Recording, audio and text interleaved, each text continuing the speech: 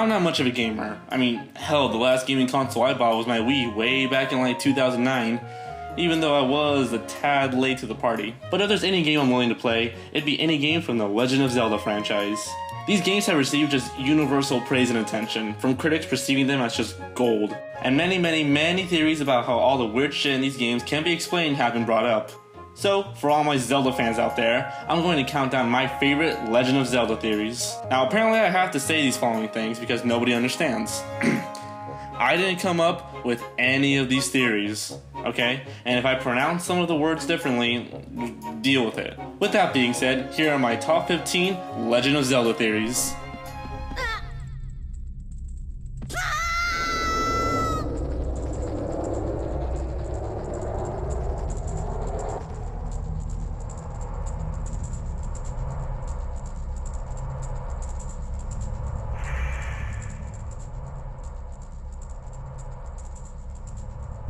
The Gerudo's absence.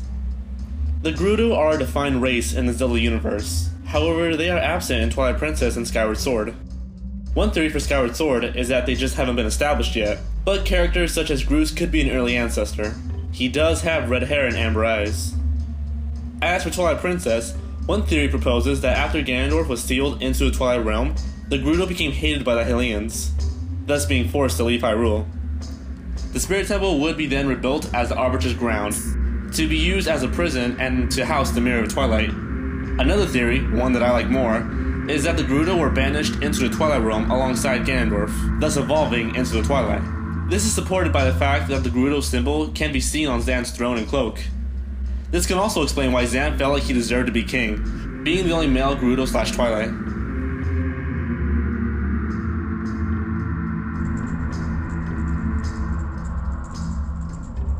Dark Link.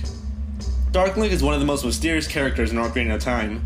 He really has no background or motivation other than just to kill Link, and he comes out of nowhere in the Water Temple.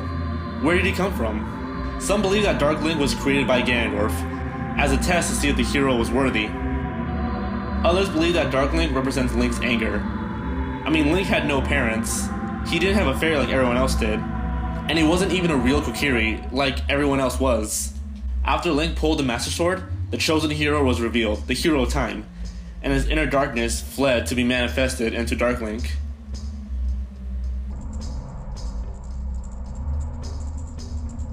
Gerudo Valley accessible by young Link.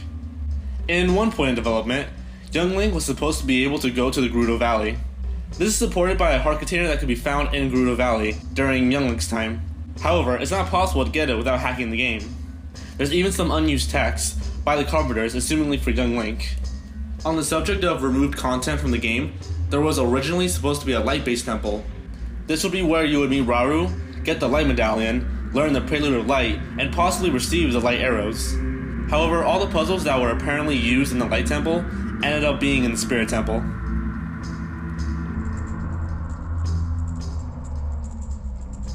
The Shadow Temple. The Shadow Temple is by far the freakiest temple in Ocarina of Time. Some claim it's designed to be a torture chamber, or even a prison. Zeldapedia states that the Shadow Temple could have been used as a place to absorb all the negativity in Hyrule, explaining the monsters and morbid appearance.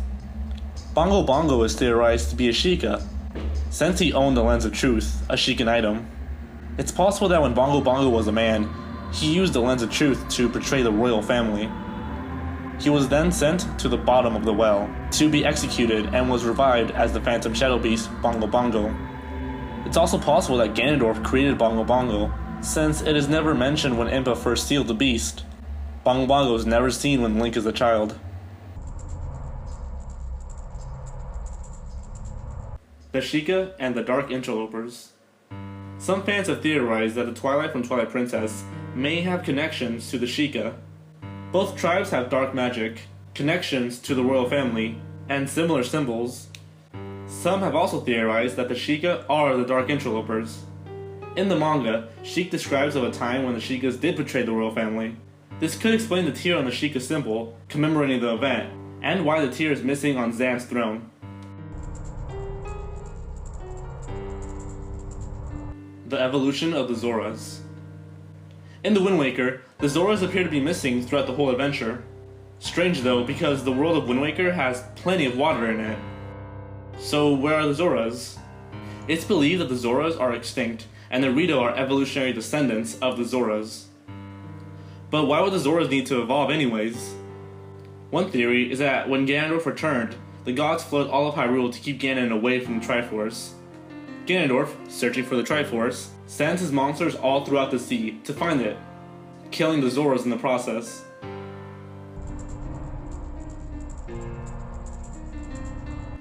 Is the Masked Salesman dead? The Masked Salesman is a peculiar character, especially in Majora's Mask. Everything has been suggested, from him being a figment of Link's imagination, to even him being Majora itself. One of my favorite theories is that the Masked Salesman is actually dead throughout all of Majora's Mask. This would explain his erratic movements, why he can pull out a giant organ out of nowhere, and why he just vanishes at the end of the game. He also needs Link to retrieve an item for him in 3 days. This could symbolize the Masked Salesman needing something to be done so that his soul can finally be at rest. He needs his precious item back so he can finally move on.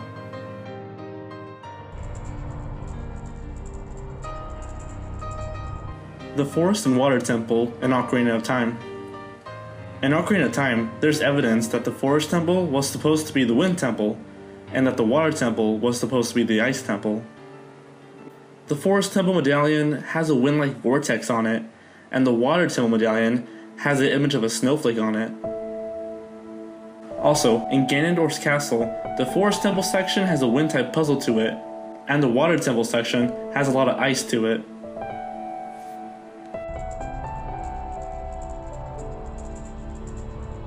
Where's Termina? It's commonly accepted that Termina is a parallel universe to Hyrule. In fact, it's in Hyrule Historia. And all the people in Hyrule have their Terminian counterparts, though some speculate that Termina represents something more. Since Hyrule is the Promised Land, bearing the gift of the Triforce, some believe that Termina represents Purgatory, maybe even Hell. Link does fall down a deep hole to land in a world with its own sky and moon. A popular theory is that Link could in fact be dead throughout all of Majora's Mask, probably from not surviving the fall. All 3 of the main masks represent the spirit of a person who's passed away, which in turn can be represented by an elegy statue. But there's also a Link statue. Could this imply that Link is dead after all? And if so, what does that make Termina? A purgatory for Link, or a doomed hell?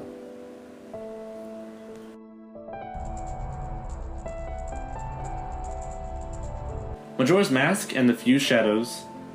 The origins of Majora's Mask is very briefly explained in the game. We know that the mask was created by an ancient tribe. Many believe this tribe to be the same that created the Fused Shadow in Twilight Princess, the Terminian counterpart of the Dark Interlopers. Majora's Mask and the Fused Shadows could be the same item, just in parallel worlds.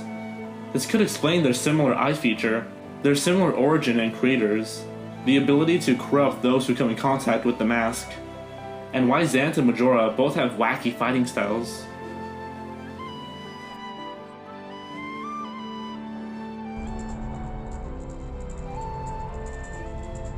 The stages from Ocarina of Time. A popular fan theory is that the stages from Ocarina of Time are dead when Link is an adult. Rauru was probably already dead, since he was already in the Chamber of Sages. We never see Saria in the future. It's assumed that she went to the Forest Temple looking for Link, and died.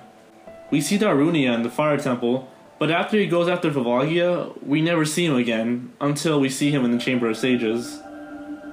Ruto is kind of a stretch, since she is seen in the Water Temple, but she disappears at a dead end. Maybe it was her spirit. Empa went to fight Bongo Bongo, but could have possibly died. The last we see of Nabooru is her being attacked by Twin Rova. There's even a gossip stone, saying that she haunts the desert.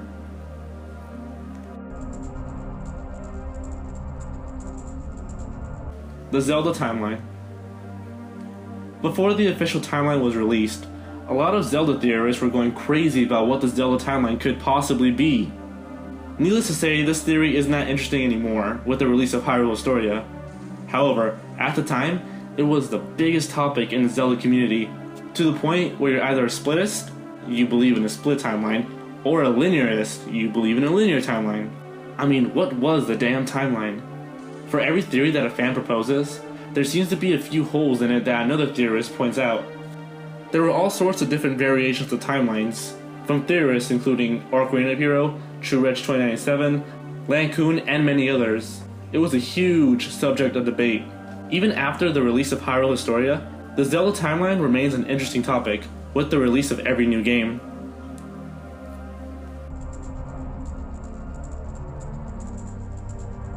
The 5 Stages of Grief. One of the most popular theories in The Legend of Zelda revolves around Majora's Mask. The theory is that Termina's 5 main areas are meant to symbolize the 5 stages of grief. Clocktown is denial because nobody is acknowledging their impending doom of the falling moon. That rhymed.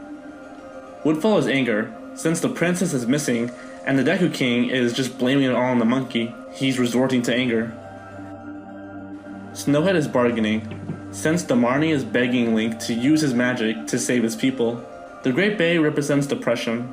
Miku dies trying to protect Lulu's eggs, and Lulu just ends up staring into the distance. The Icona Valley finally represents acceptance. With no masks left, Link has to accept what has happened by helping others who refuse to change.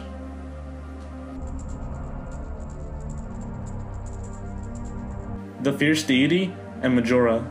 The Fierce Deity is an interesting character. So little is known about his origin. There seems to be a spirit in the Fierce Deity mask as well, possibly an evil one. Majora did describe it as the true bad guy. It is implied through what Tattle says, and the fact that Majora gave Link the Fierce Deity mask, that the mask was created by a deity far more powerful than Majora. Some speculate that the Fierce Deity is some type of god, and that Majora was some type of Satan. If Fierce Deity really is a god, he could be the 4th piece of the Triforce, since he has the golden triangle on his chest. Others believe that he was a bad guy, so bad that even Majora feared it. Others say that Link and the Fierce Deity are one and the same. The Fierce Deity is Link's Terminian counterpart, chosen by the gods to protect Termina from Majora.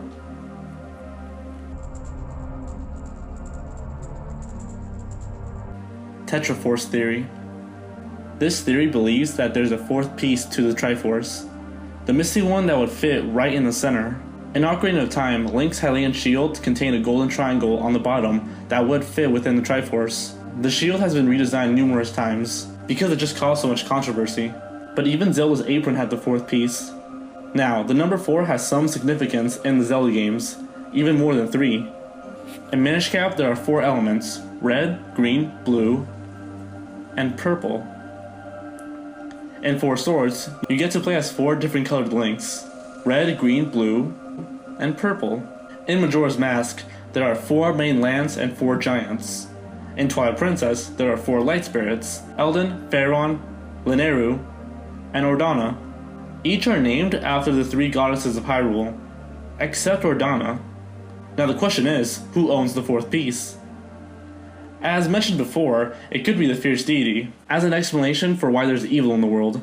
There's also the popular goddess of time, that Zelda mentioned in Majora's Mask. Speaking of Majora's Mask, there's a great fairy of courage, wisdom, power, and kindness. There's also the Triforce of Shadow, represented by the space in between. While there's not much evidence for this, it could explain Dark Link's existence, and why the Shadow Medallion has an upside down triangle. Finally, in the Minish Cap, there's something called the Light Force.